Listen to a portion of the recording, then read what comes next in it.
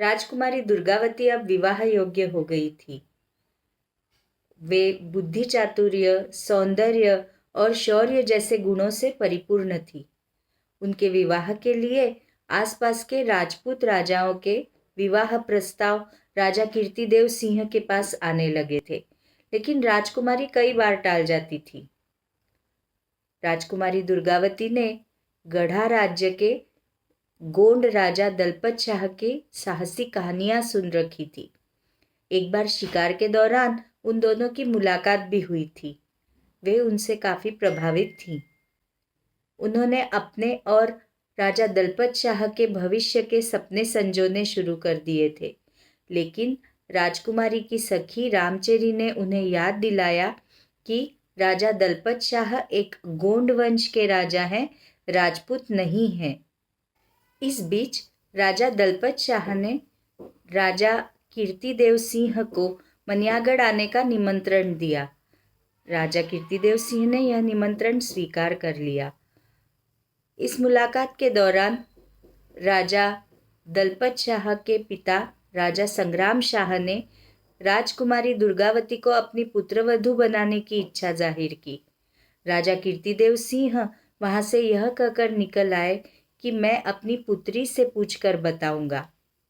यहाँ यह बात ध्यान देने योग्य है कि 16वीं शताब्दी के उस काल में भी पिता राजा कीर्तिदेव सिंह ने अपनी पुत्री राजकुमारी दुर्गावती यानी एक स्त्री की इच्छा का मान रखा था।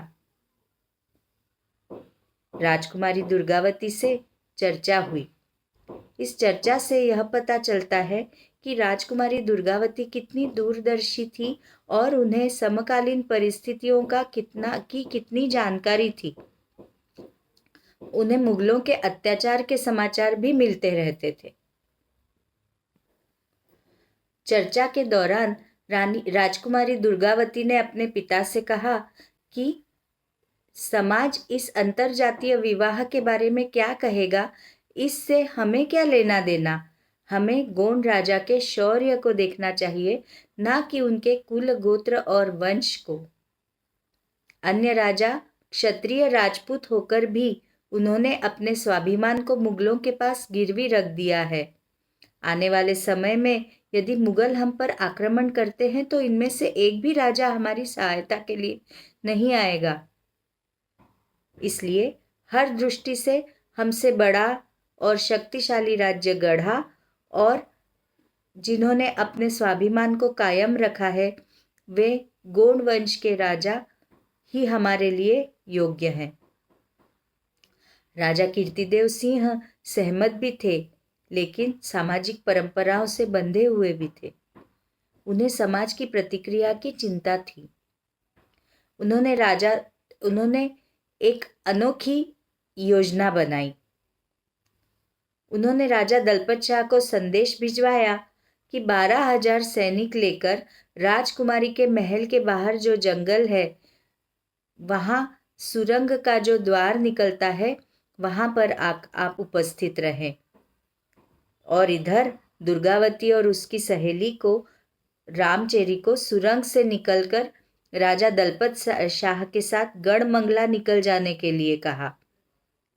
राजा दलपत शाह रानी दुर्गावती को लेकर गढ़मंडला के लिए निकल गए। के साथ उनका संघर्ष भी हुआ। दुर्गावती ने भी इस लड़ाई में भाग लिया और दोनों विजयी होकर गढ़मंडला पहुंच गए।